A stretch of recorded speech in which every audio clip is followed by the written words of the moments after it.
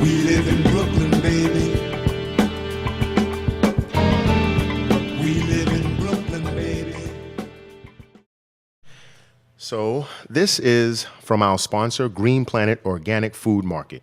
If you are in need of fresh organic produce, have a taste for delicious smoothies or fresh juice, or perhaps some vitamin supplements or bulk foods, then make your way down to Green Planet Organic Market, located at 969 Fulton Street in the historic Clinton Hills section of Brooklyn. Green Planet is open from 8 a.m. to 10 p.m. 7 days a week. Green Planet Organic Market, serving wellness to the community. Telephone number 718-622-3439. That's 718-622-3439. And we are back. Here's that number in case you have a need to address Skillet Sauce on some of the things he said today. Why does it have to be me? Yeah. It's 718-369-0411. 718-369-0411. First of all, there's a lot of people that protect and serve in the police department that might want to, you've called them every kind of pork product known to man. I wasn't calling these guys all sorts of swine, pig, hogs, and shit like that. That's you. In the immortal words of NWA, fuck the police. Anyway, so sticking on the horrible things that food can do to people. Recently, it's kind of resurfaced back in the news. Pink slime. Pink slime has come back into the news. For those who don't know exactly what pink slime is, it's another way for the billionaires to stay billionaires. Basically, after a cow has been chopped up for our burgers and steaks and ribs and yada, yada, yada, whatever's on the floor, whatever's stuck to the sides of the bins and the bones, they're put into a centrifuge, and basically whatever meat morsels are left are extracted, separated from the fat, and mixed in with all types of horrible things. Right, ammonia, they have to clean it with ammonia. Oh, yeah. Ammonia and water, solution. Well, it's not just that. Well, because remember, the ammonia, in order to feed the 300 million people who eat meat in America, they have to kill 9 billion cows a year. 9 billion. They also have to kill 8 billion chickens, by the way. This is a B, not an M. And in order to get these cows growing as fast as they can, and yada yada yada, cows eat grass. You've seen it in the cartoons. You've seen it; they eat grass, but not our cows. Our cows eat grain. Eat grain. That's right. So it destroys their digestive system completely. And allows E. coli and all other types of diseases to fester inside these cows' bodies. So of course they have to pump them with antibiotics to keep them from dying. Which, of course, we're not eating. Your children are eating. Everyone who goes to McDonald's is eating foods pumped with antibiotics. Check the documentary Food Inc. It shows exactly what he's talking about in gory detail. Food Inc. Okay, go ahead. So, and then when so after this stuff, after we've used up the antibiotic cow and we have the morsels left over, then they have to strip all this stuff away, and then they have to soak it in ammonia to wash out, what's left of the E. coli and the salmonella and all of that good stuff that, we don't like, but we're eating anyway. Mm-hmm. So these cows, so the food, the meat that we're actually getting, and they said it's used in 70% of the food industry. That includes your fine dining restaurants, school lunches, what your children are eating. And of course, fast food, which is, a billion served, and this is what they're eating. So now recently, this whole pink slime, and it actually looks like a pink. It looks like extruded ice cream or like Play-Doh. If anybody remembers the old Play-Doh commercials, it's whatever that extrudes. It looks like soft serve ice cream. Mm-hmm, mm-hmm. And I mean, the look of it is just gross. And there was a video out that we were trying to get for you, but we weren't able to. It was a debate on this whole pink slime thing, and there were people who actually were defending the process of the creation of the pink slime. Basically, it's like waste not, want not.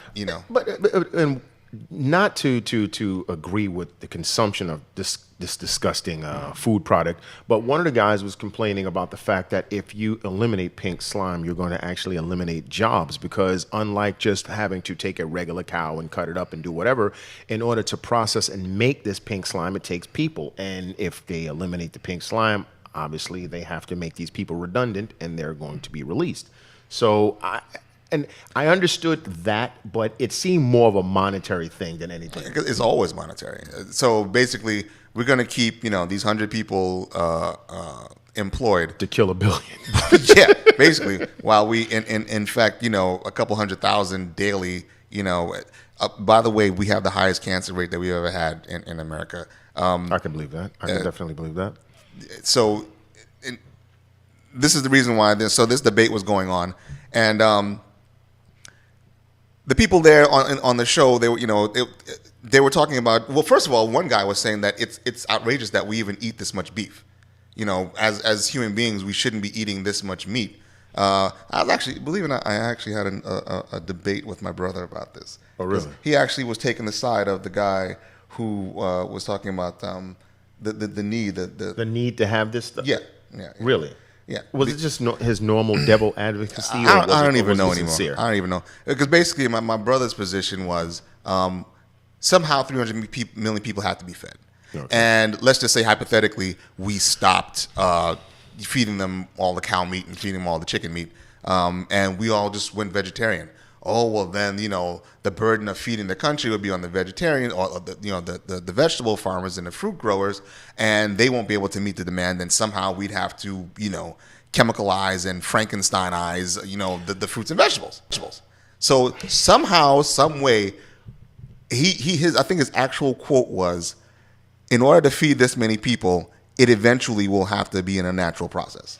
Now, you know what? I do agree with him when it comes to that. If you want to continue to feed people this particular menu, if it's a situation where you can balance the menu, I don't think you would have to deviate so much. But do you remember that Franken meat, to where they cloned a piece of beef that did not have a nervous system, yet they had it hooked up to all sorts of IVs, injecting this pulsating slab of meat. Just picture that in your head. It was never attached to an animal. It's just literally a pulsating slab of meat. It had blood vessels, but they cloned it in such a way that it had no nerve endings, and they were actually treating the thing with IVs and all sorts of stuff like that. Who in their right mind wants to eat some shit like that? That's what you see in a horror movie. That's what happens when you're trying to cut up the unkillable monster, and you slice a slab of meat off his back, and it starts flipping all over and jumps on you. I don't want to eat nothing like that. And I understand what your brother's trying to say, but then if you provide a different balance, in my mind, of food to people, they're going to adapt to it. They're going to adapt to it. So I don't believe that you have to continuously or feed people pink slime and nonsense like that because of the overpopulation situation. That's bullshit. Well, I brought up 2 points to him. Did you bring up China? No, I actually didn't. You could bring up China. No, I was just going to say, because I don't know. I would really like to know, and if anybody out there could comment, the 2 billion people over there, do they have the same amount of pink slime and crap over there? Because if anybody was had population situations them, and every time I see it, looks like they're eating vegetation and fish and rice and noodles and all sorts of good stuff like that. I know McDonald's and stuff like that is over there, of course, but it doesn't seem like that's a main component of their diet. So, Well, like I said, I brought up 2 points to my brother. The first point was, and I always ask this, it's like, and just a sidebar, the NFL with this whole concussion syndrome and all the rest of this stuff. The only way the NFL could figure out to stop concussions or minimize concussions is to implement all of these rules that, sissified the sport, and, people just basically lining the pockets of the owners because they're paying fines for stuff that they've been doing since they were, 5 years old. I always ask, why can't we get better helmets, better uniforms, some type of better protection? Because right now, as we speak, there are probes taking pictures of Jupiter. Recently, there's a probe taking pictures of Mercury, the closest planet to the sun. Hundreds of degrees hot, yet somehow we know what, the Mercurians are wearing during the Easter season. that's what they call it. Yeah, the Mercurians, exactly. how is it we can't figure out how to outfit NFL players better? On the same token, how is it we can't figure out if our goal is to feed people healthy food? Why is it that we can't figure out how to do this? We can, but I mean, these guys, look, when it comes to genetic modification and all this other kind of stuff, they can absolutely breed cows and livestock in a better, more efficient way. That means you can only have a 1-inch or 2-inch steak and not a 4-inch steak, what have you. They could do that, but there's no money in it. That's exactly what I was telling. Excuse me. I just got a text from a Mercurian. They said that's a racist statement, so don't say that again. Fuck the Mercurians. And my other point was, I brought up Monsanto, who, of course, my brother had no idea who Monsanto was. Why would he? Monsanto, to those of you who don't know, is a chemical company, and they probably will be taking over the planet in the near future. They are the scourge of planet Earth. Basically, they have been creating, what is it again? Pesticide. A certain type of bug killer and weed killer and stuff like that. And what it is they made a seed with a terminator gene.